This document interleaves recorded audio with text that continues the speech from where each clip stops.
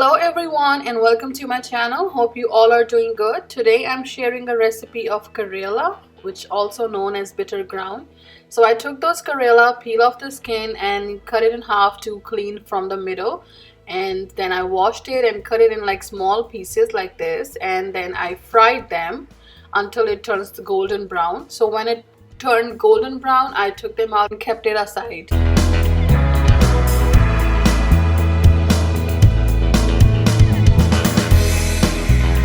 These are the things we need for making chicken Karela. Is these boneless chicken, which is cut in small cubes. This is around 1.5 pounds.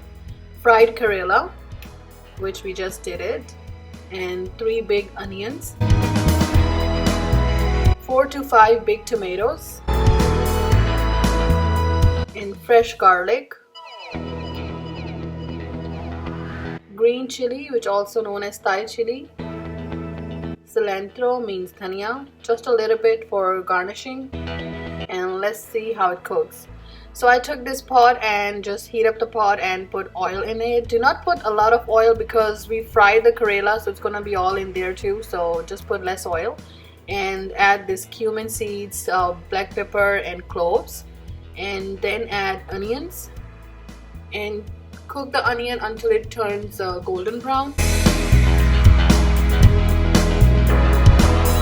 When onion turns golden brown, add garlic, mix it well, and then cook for around 1 minute with the garlic.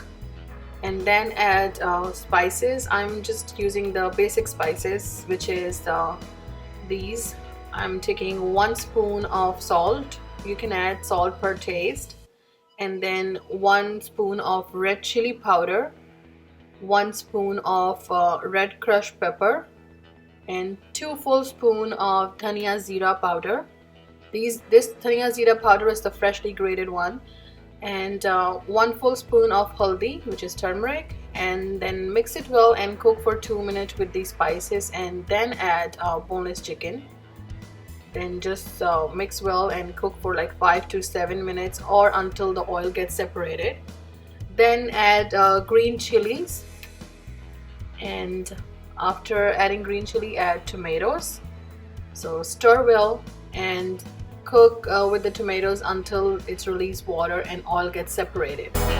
When you see oil separated and tomatoes are well cooked, then add fried Karela and stir well, and let it cook for 10 to 15 minutes on low flame. And after 15 minutes, check for salt and spices. If you need to add any spices, then add the spices, otherwise it's ready to serve. I